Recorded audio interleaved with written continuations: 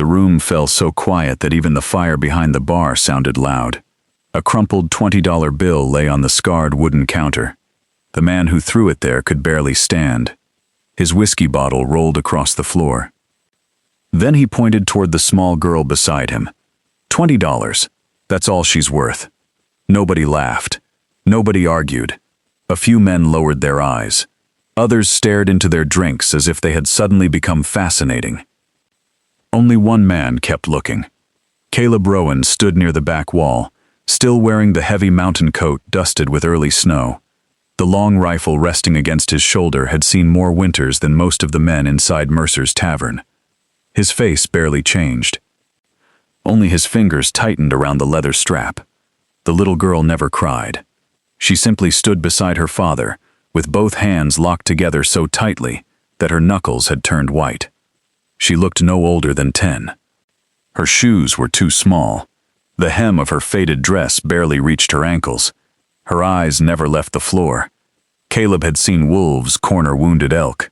He had seen men freeze standing only a few steps away from their own fires. He had buried his wife. He had buried his baby daughter. Yet nothing had ever looked as lonely as that child. If you've ever wondered whether one moment can change two lives forever, stay with this story until the very end. Because neither of them knew it yet, but before another sunrise, everything they believed about family would begin to change. Outside, November wind pushed through Stone Hollow with sharp bites of cold. Snow clouds gathered above the Rocky Mountains. Winter had arrived early. Caleb had only come to town to trade beaver pelts, buy flour, coffee, salt, and lamp oil before returning to his cabin high above the valley. He hated staying in town. Too many voices. Too many memories. 6 years had passed since fever stole Sarah and little Emma within the same terrible week. The mountain cabin had never sounded the same afterward. No tiny footsteps. No gentle laughter. Only firewood cracking and the wind slipping through pine trees. Living alone became easier than talking to people who pitied him. So after finishing his trading, Caleb had planned to ride home before sunset. One drink had changed that plan. Now he wished he had never stepped inside. Old Samuel Mercer slowly placed the dirty glass beneath the counter. His weathered face carried years of silence. He looked toward Dale Pritchard. Dale. That's enough. The drunk logger laughed without humor. Enough? There ain't been enough food in my house for weeks. There ain't been enough work. There ain't been enough luck. He pointed again toward the girl. She's all I've got left. The girl did not even look at him. She already knew what was coming. Caleb watched every movement. He noticed the bruises hidden beneath her sleeve, the cracked skin on her hands, the way she leaned away each time her father moved. Children learned that habit only after living with danger for a long time. One miner quietly pushed his chair back. I don't want any part of this. He grabbed his coat and walked outside. Another followed. Nobody stopped them. Nobody stopped Dale either. You all know me, Dale shouted. You know I ain't lying. She works. She listens. She doesn't eat much. I just need $20. The words hung in the room like smoke. Caleb remembered another room, another frightened child, his younger sister Ruth. She had been 14. Their father had stood almost exactly the same way, bargaining with a stranger whose polished boots had never touched honest dirt. Caleb had been 16, old enough to swing an axe, old enough to hunt elk. Yet too young to stop a grown man. He still remembered Ruth reaching for him. He still remembered letting go. He had spent 20 years wondering where she had ended up, whether someone had been kind, or cruel, or worse. Some nights he still heard her voice inside dreams he never escaped. Back in the tavern, Dale slammed the money onto the counter again. So who's buying? Nobody answered. The little girl finally raised her head. Only for a second. Her eyes crossed the room. They landed on Caleb. There was no pleading inside them, no hope, only expectation. Like she had already accepted that people always looked away. Caleb's chest tightened. He reached for his money pouch without thinking. $15. That was everything left after buying supplies. Not enough. He counted again. Still 15. Samuel Mercer quietly leaned closer. "You don't have to do this." Caleb never answered. Instead, he walked across the room until he stood in front of Dale. "I've got 15. Dale blinked. "I said 20. 15. It's all I've got." The drunk looked around the tavern. Nobody else moved. Nobody reached for their pockets. Nobody spoke. Outside, the wind rattled the windows. Inside, the silence became almost painful. Finally, Dale grabbed the money. "Fine. Take her." He stuffed the bills into his coat. For one brief second, Caleb expected him to kneel, to hug his daughter, to whisper goodbye. Instead, Dale turned toward the door, without looking back, without saying her name. The little girl never called after him. She simply watched the door close. Then she stood completely still, like someone who had already learned that goodbyes were a waste of breath. Caleb suddenly felt sick. This was not rescue. No child should ever be bought. Yet leaving her here had never been an option. He crouched a few feet away so he would not tower over her. "My name's Caleb." She remained silent. "You hungry?" A tiny pause. Then the smallest nod. Samuel Mercer quietly wrapped fresh bread, smoked ham, and 2 apples inside a cloth. He slid the bundle across the counter. "No charge." Caleb looked at him. Mercer shrugged. "Figure she ought to have one decent meal." Caleb handed the bundle toward the girl. She stared at it, then at him, then back at the food. "You don't have to ask. It's yours." Slowly she accepted it. Instead of eating, she tucked it tightly against her chest, saving it, as though tomorrow might bring nothing. Caleb noticed. His throat tightened. "You can eat now. There'll be more." She looked confused. "More? As long as you're with me." Her lips barely moved. "People say things. They don't mean them." Caleb held her eyes. "I mean it." For several long seconds, she searched his face, looking for the trick, looking for the hidden price, looking for the part every adult eventually revealed. When she finally spoke, her voice was barely louder than the fire. "What happens now?"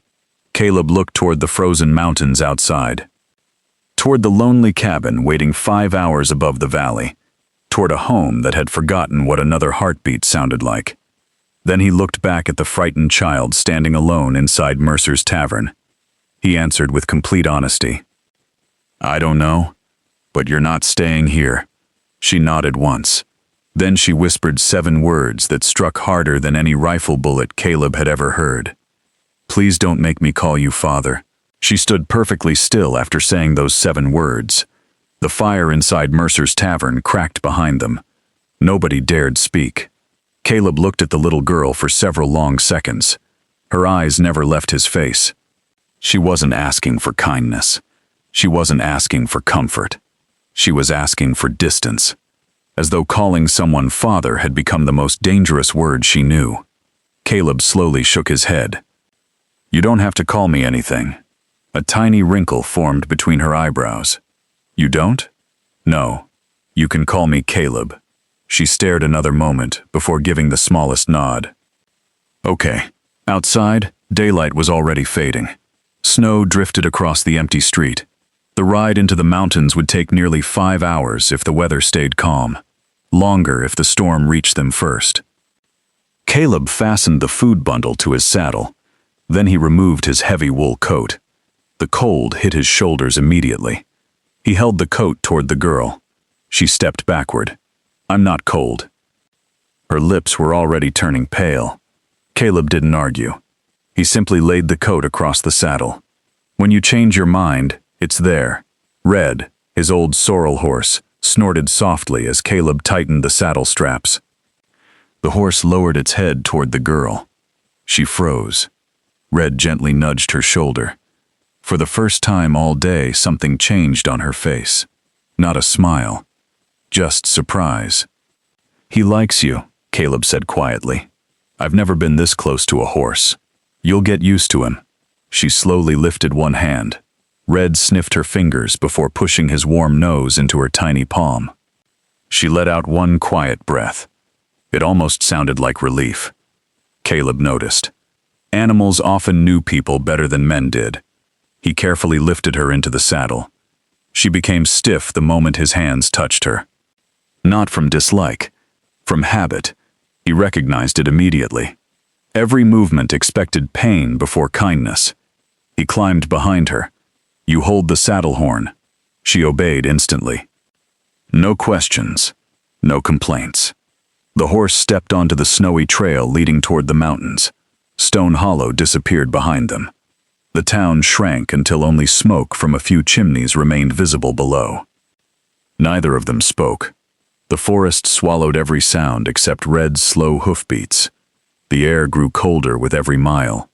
Pine branches bent beneath fresh snow. A pair of hawks circled high above the valley. The mountains looked endless. After nearly an hour, Caleb noticed something. The little girl kept looking behind them, again and again. Finally, he asked quietly, "You expecting someone?" She hesitated. "My father." Caleb looked down the trail. There was nobody. "You think he'll come?" "I don't know." She swallowed. Sometimes he changed his mind.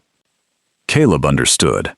Children always waited longer than adults deserved. Another hour passed. The wind became sharper. Snowflakes drifted through the trees. The girl began shivering. Without speaking, Caleb picked up the coat lying behind him and wrapped it around her shoulders. This time, she didn't refuse.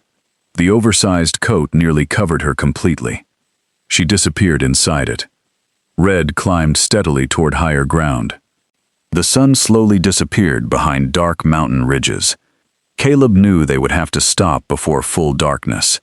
Not because of him, because she needed warmth. He guided Red toward a narrow stream flowing between frozen rocks. "We'll rest here." He climbed down first, then reached up. She hesitated before placing her small hand inside his. Her fingers were freezing. He helped her to the ground. She immediately stepped back, always leaving space between herself and any grown man. Caleb pretended not to notice. He untied the food bundle Samuel Mercer had packed. "Come eat." "I'm fine." "No. You've been hungry longer than one afternoon." She lowered her eyes. He broke the bread in half, placed one piece on a flat rock, then walked several steps away. "I'll be over here." She looked confused. "You aren't eating?"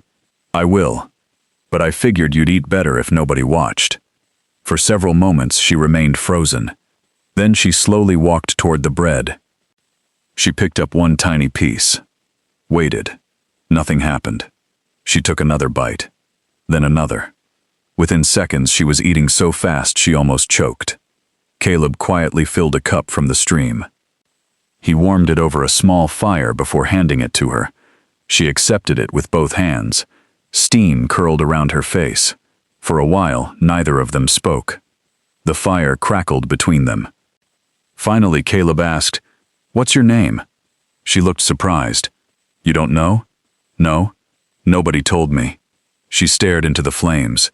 "Lila." "It's Lila." He nodded once. "Lila. It fits." She looked up. "Why?" "I don't know. It just sounds strong." Nobody had ever described her that way. She looked away before he noticed the tiny change in her expression.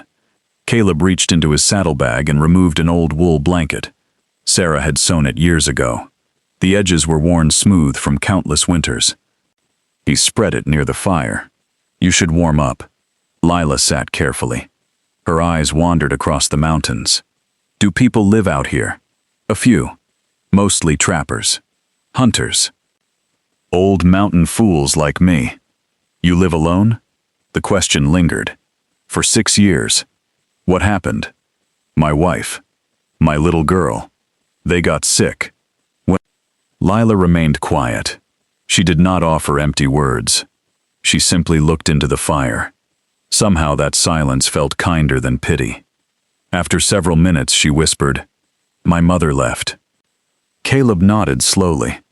"When?" "I was little. I don't remember her face anymore." Only the fire answered. The wind moved softly through the pine trees. The world seemed impossibly large. And somehow the two people sitting beside that little fire both understood loneliness without needing to explain it. Darkness settled quickly. They climbed back onto Red. The last stretch of trail became steep. Snow covered loose rocks. Branches scraped across Caleb's shoulders. Lila fought sleep. Her head kept dropping forward. Finally, it rested lightly against Caleb's chest. She never realized she had done it. Caleb simply kept one arm around her so she wouldn't fall. Hours later, the cabin finally appeared among towering pines. Smoke no longer rose from its chimney. The place looked abandoned. Lila stared quietly. "This is where you live?" "Yes. It isn't much. It doesn't need to be." He opened the heavy wooden door. Cold air rushed from inside. The fireplace held only gray ashes. Caleb immediately gathered kindling. Within minutes, bright flames filled the cabin. Warm light pushed shadows into the corners. Lila slowly turned in a circle. There was only one bed, one table, 2 chairs, a small bookshelf, a rocking chair beside the fireplace. Everything else was simple. Nothing expensive, nothing wasted. Caleb pointed toward the bed. "You sleep there." She looked confused. "Where will you sleep?" He unrolled an old bedroll near the fire. "Right here." She stared at him. "You don't sleep in your own bed?" "Not tonight." Silence filled the room again. Caleb placed fresh water on the table, then set out dried meat and warm potatoes from his stores. Lila looked at the food, then at him. "You keep giving me things because you need them. What do you want back?" The question landed like an axe. Caleb slowly sat beside the fire. "I don't want anything." "That's not true." "Everyone wants something."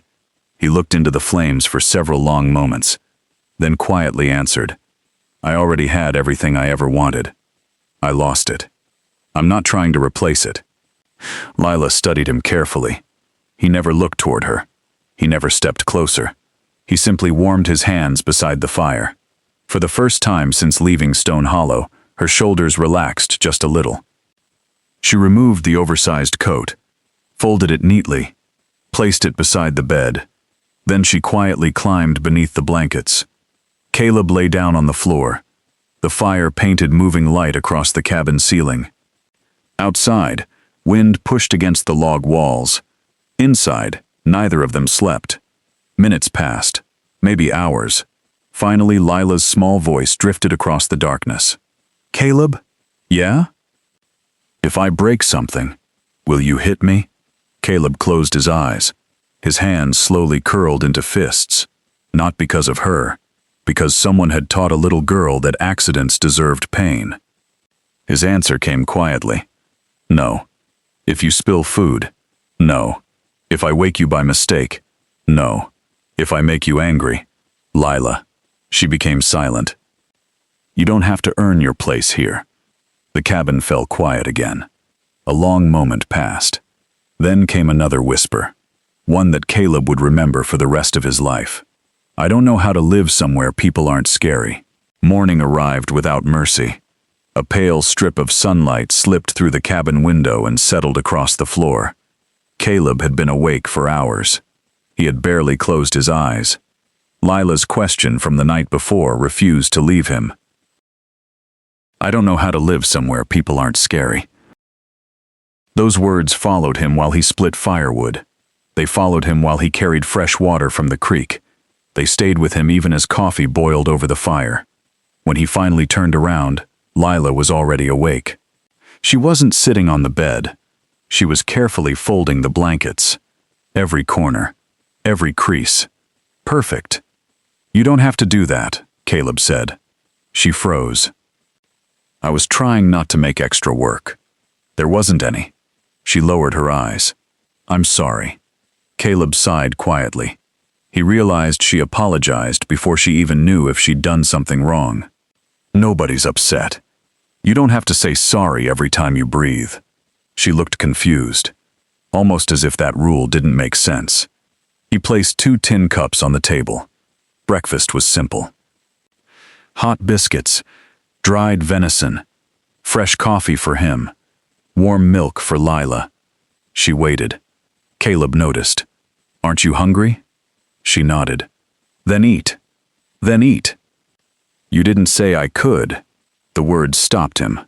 "You don't need permission every time." Another confused look. "But what if there isn't enough?" Caleb quietly pushed the plate closer to her. "As long as I'm alive, there'll be enough." She stared at him for several seconds, then slowly picked up a biscuit. She ate carefully, small bites, saving every crumb. Even the smallest piece that fell onto the table was collected with her fingertip. Nothing wasted, nothing forgotten. Caleb watched silently. This wasn't hunger. This was survival that had become habit. After breakfast, he opened the cabin door. Bright sunlight covered the mountains. Fresh snow sparkled across every ridge. Smoke drifted from the chimney into the clear blue sky. "It's a good day. We've got work." Lila stood immediately. "What do I do?" Caleb smiled slightly. "You ask that a lot. Dale said lazy people don't deserve food." Caleb looked toward the mountains before answering. "Work matters, but people matter first." She said nothing. The idea seemed unfamiliar. He handed her a pair of thick gloves. They were Sarah's. "They'll be too big." "That's all right. They'll keep your hands warm." Lila slipped them on. The fingers hung far beyond her own. She looked down. "They smell nice." Caleb swallowed. "They used to smell like fresh bread. Now they just smell like cedar." Without thinking, Lila smiled. It lasted barely 2 seconds. But Caleb noticed. It was the first real smile he had seen. Outside, Red waited patiently near the fence.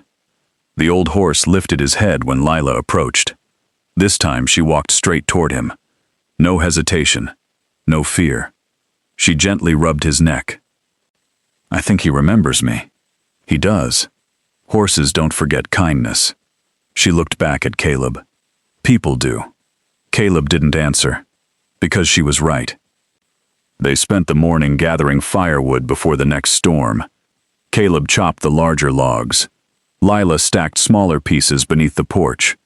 Neither hurried. Mountain life rewarded steady hands, not fast ones. By midday, sweat rolled beneath Caleb's heavy coat despite the cold. He looked toward Lila. She had quietly carried twice as much wood as he expected. Not once had she complained. Not once had she asked for rest. "You can stop. I'm fine. You've been carrying logs almost as big as you." She shrugged. "I've carried heavier." He frowned. "What heavier things?" She answered without thinking. "Buckets. Coal. Water." Dale said little girls were cheaper than mules. The axe slipped from Caleb's hand. It landed in the snow with a dull thud. Lila immediately looked frightened. "I'm sorry. I talked too much." "No." Caleb picked up the axe. "You told the truth." She quietly returned to stacking wood, as if speaking honestly had been a mistake. By afternoon, the sky began changing. Gray clouds drifted across the highest peaks. Caleb studied them carefully. "We need to finish." "Storm?" He nodded. "By tonight. By tonight." Together they carried the final armload inside. The wind reached the cabin just as Caleb closed the door. Snow began falling again. Not heavy, just enough to remind mountain people who truly ruled the land. Lila stood beside the small window, watching white flakes dance across the yard. "It looks pretty." "It is. Until it isn't." She turned. "How do you know so much?" Caleb smiled faintly. "The mountains teach. What happens if you don't listen? They bury you." The room became quiet again. Lila walked toward the bookshelf. There were only 3 books. A Bible. A worn farming guide. One old storybook. She carefully picked up the smallest one. "Can I?" "Of course." She sat beside the fireplace, slowly sounding out each word, sometimes stopping, sometimes whispering sentences twice. Caleb repaired a broken trap across the room. Every few minutes he heard another page turn. The sound warmed the cabin almost as much as the fire. Hours later, she closed the book. I like stories. So did Sarah. Lila looked up. Would she have liked me? Caleb stopped working. He pictured Sarah kneeling beside Emma's cradle, laughing while flour covered her cheeks, singing softly while snow buried the cabin outside. A long smile slowly appeared across his face. She would have filled your plate before you even asked, and she would have braided your hair every morning. Lila looked down. I don't remember anyone doing that. Caleb quietly stood. He disappeared into a small wooden chest. When he returned, an old hairbrush rested in his hand. Its wooden handle had become smooth after years of use. Sarah's. He placed it gently beside Lila. You can keep it. She picked it up carefully, almost reverently. My things usually got taken away. Not this. She ran one finger across the worn handle, then looked toward Caleb. Why are you giving me all these pieces of her? Caleb walked back toward the fireplace. Because she'd rather see them used than forgotten. That evening the storm grew stronger. Wind pushed hard against the cabin walls. The fire crackled louder. Red stamped inside the stable outside. Lila helped stir rabbit stew, while Caleb repaired another loose chair leg. For the first time, the cabin no longer sounded empty. It sounded lived in. Suddenly, Bear began barking. Not once. Again and again. Deep. Sharp. Warning barks. Caleb stood instantly. He grabbed the rifle hanging above the fireplace. What is it? Lila whispered. He raised one finger. Quiet. The barking became louder. Then stopped. Complete silence followed. Caleb slowly opened the cabin door. Cold wind rushed inside. Fresh snow swirled through the doorway. Bear ran toward the tree line, growling. Caleb stepped outside. The rifle rested against his shoulder. His eyes searched the dark forest. Nothing. Only snow. Only trees. Then, he saw footprints. Boot prints. Fresh. Not his. Not Lila's. Someone had walked all the way to the cabin, stopped outside the window, then disappeared back into the woods. Caleb slowly knelt. The prints were still sharp. Whoever made them had been there only minutes earlier. Behind him, the cabin door creaked. Lila stood wrapped inside Sarah's oversized shawl. Her small voice barely rose above the wind. Caleb? Is someone looking for me? Caleb did not answer right away. He stayed kneeling in the snow, studying the tracks. The prints were deep. Heavy boots. A grown man. One horse. The rider had stopped beside the cabin, walked to the window, stood there long enough to leave clear marks, then turned around. No attempt to knock, no attempt to call out. Just watched. Caleb slowly stood. His jaw tightened. No. His voice stayed calm. I don't think he was looking for you. Lila looked toward the dark trees. Then who? I don't know yet. He brushed fresh snow across the footprints with his boot. Whoever had come here now knew exactly where the cabin stood. That bothered him more than he wanted to admit. Inside. Lila obeyed immediately. Bear refused. The dog continued staring into the forest, ears raised, body stiff. Caleb trusted animals. Bear sensed something. He closed the cabin door, dropped the wooden bar into place, then checked every window. The fire still burned bright. Its warmth no longer reached him. Lila watched him quietly. You think they're coming back? Caleb loaded another cartridge into the Winchester. I always prepare for people coming back. She wrapped both hands around a warm cup of tea. The cabin became silent again. Only the wind moved outside. Hours passed. Nothing happened. Eventually Lila fell asleep beside the fire, still wrapped in Sarah's old shawl. Bear curled beside her. Caleb never slept. Just before sunrise, a knock echoed across the cabin door. 3 slow knocks. Not loud, not angry. Caleb lifted the rifle. Who is it? A tired voice answered through the wood. Sheriff Coleman. I came alone. Caleb waited several seconds before removing the wooden bar. The sheriff stepped inside, brushing snow from his coat. His face looked older than before. More tired.